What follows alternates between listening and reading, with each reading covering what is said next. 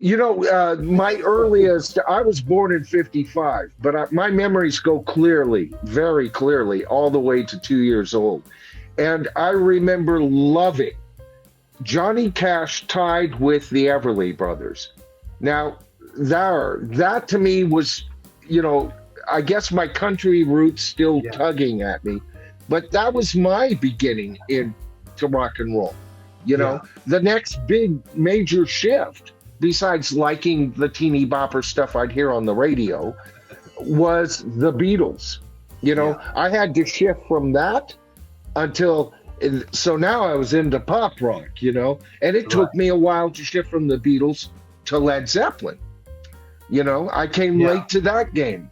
I bought my first Zeppelin, although I knew all their stuff. I went to parties, folks. You couldn't help but know every Led Zeppelin song. Yeah. But the Right. first album I actually bought, which is going to be my number one album on my new list, by the way, was the first album, and that's Houses of the Holy. I think it's their finest album, bar none. When I lost my mind is when I heard Led Zeppelin 2. And that's when I was a huge Led Zeppelin 2 fan. Well, A Whole Lot of Love was the cut off that. Like I said, I initially missed that album, but A Whole Lot of Love, I had the 45 immediately, Well, Led Zeppelin 1 and 2 both came out in '69, but Led Zeppelin 1 didn't have any singles. And a lot of people didn't discuss Well, it Led did Zeppelin. it did have a single, but it didn't do well, and I forget where it was released. It may have even been released here. And I'm trying to remember what it was, but it was released as an afterthought. I even believe the album was out before it was released, and they were a live act at that point. The people who were buying their albums at that point were just as likely to have seen them or barely miss seeing them. Well, is the Immigrant Song on their first album? Third. No, that's their third album. Okay. Yeah. Yeah, no, and you know what? I'm going to tell you something. A lot of my friends hated Led Zeppelin 3. They just almost. I mean, I went out and bought the 8-track, just like Michael Chavez is saying. It was all 8 tracks back then, And I went out and bought, as soon as another Led Zeppelin tape came out, I ran out and bought it. I mean, Right. And when the first I put it in and I took it out, I didn't listen to it for a few days, and then I put it back in, and then I listened to it a little bit. And it took me 4 or 5 listenings to become a fan of it. You know what, Royce? That kind of happened to me too. When I heard it at a friend's house, I went, well, this isn't as good as the first 2. And it's interesting, though, that particular album, it was the critics that hated it and the fans that bought it anyway. So you and I are in the minority as far as fans go. What's interesting about that too, like we did an overrated or not segment on Led Zeppelin 4. And it's an interesting thing because if you live through the albums in real time, that's a different experience than as a second generation or third generation fan where the whole catalog exists and you experience it a little bit differently because it's already received knowledge. But that's Good point, Bruce. And that's something that we addressed in that video is that for a lot of people, like for 3, if you already had jumped on board with 1 and 2, sonically that was such a shift that a lot of people were not on board with that. And especially Joe said, critics did not. I mean, critics in general were pretty harsh to Led Zeppelin all through the 70s. Right. But I know for that album in particular, it was very misunderstood at the time. And now we look at it as like, what a brilliant move on their part to broaden the palette. Now it's like 7 times platinum. You're right, Bruce. And it was a necessary move for them, too. Absolutely. Yeah, I think also a lot of people got on board with Led Zeppelin when Led Zeppelin 4 came out. So everybody loved Led Zeppelin 4. Now they go, well, what else does this band have? So they went backwards. Yeah, right. Now they go back to 3. They go, well, this isn't as good as 4. Right. So I think that was part of it too. And now what's interesting is now with the culture of reaction videos, you have people who don't know anything about it. They don't care about the critics receive knowledge about that or the historical perspective. They go into it cold, and it's more of a pure response to a lot of this music, which I find interesting in some of the better done videos, response videos out there, like the reaction videos to some of these songs and albums. You know, Bruce, I wanted to get back to your point. You know, 3. You know, where it lands, because it lands a lot lower for me than it used to. But I want it clearly understood that you know, here's the thing. Everybody recognizes, whether they like it or not, that punk was necessary, right? And it could be ugly for some folks. And a lot of It wasn't just a catchy little ditty, you know, until the Police arrived and the Clash to a point, who kind of homogenized it a bit, right? And made it more palatable. And then they took off from there, right? But it was necessary, whether you like the Sex Pistols or not. Right. It was necessary for growth.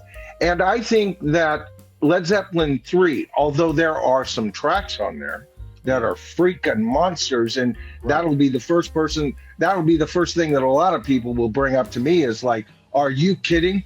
You're talking about this or this song or that song, right? But Dan brought up this point, and I wanted to tie this together, that a lot of folks came on, and even early Led Zeppelin fans came on with 4 being released. And that's where the solidity, the absolute solidity that was achieved in the Brown Bomber, Led Zeppelin 2, right? Mm-hmm. And the experimentality of 3 blend. They grew up that 3 sound and kept what they had already perfected on 2, and 4 presented itself, and it's probably their most perfect album. I'll give them that. It's been my #1 album, but it's not quite there anymore because of what I've done with Houses of the Holy. But it's still probably like the Beatles. You guys know my favorite Beatles album is Rubber Soul. Okay, #2 would be Revolver, the 2R albums. But I have to concede, and this doesn't mean I won't pick up and listen to this album a million times over those 2 albums. Abbey Road is probably their finest, most perfect album that the Beatles ever put out, you know, and it's often #1 on a lot of people's lists right there, you know. Well, I just want to address one more thing with this too, because it ties into something that we brought up in this latest Doors video, is that what you want as a band is you want that pockets of fans appreciate different albums, because there's always, no matter what album exists out there, and people always ask us, well, why do you tackle these albums? It's obvious they're not overrated. Everyone thinks, no matter what album is you know, critically heralded or whatever, or has sold the most, there's always people that think it's overrated or they don't like it as much. Right. As a band, to me, that's a sign that you took chances, you grew. If you have people who like different pieces of your work, instead of it all being one album, like AC/DC, which we want that. In AC/DC's case, we want that, but we don't want that from every band. So I think that's the case of a real great band, that you have enough kind of coverage out there that people love different things that you did, and you took the risk, the artistic risk. And an excellent example of what you're talking about, Bruce, on a pop rock level would be BTO.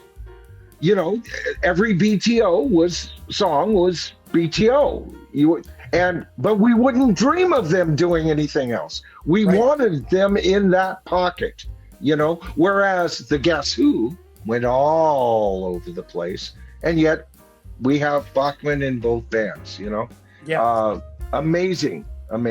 For me, it was the post-punk bands like the Police, early U2, who picked up the thread, but there was more musicality with them.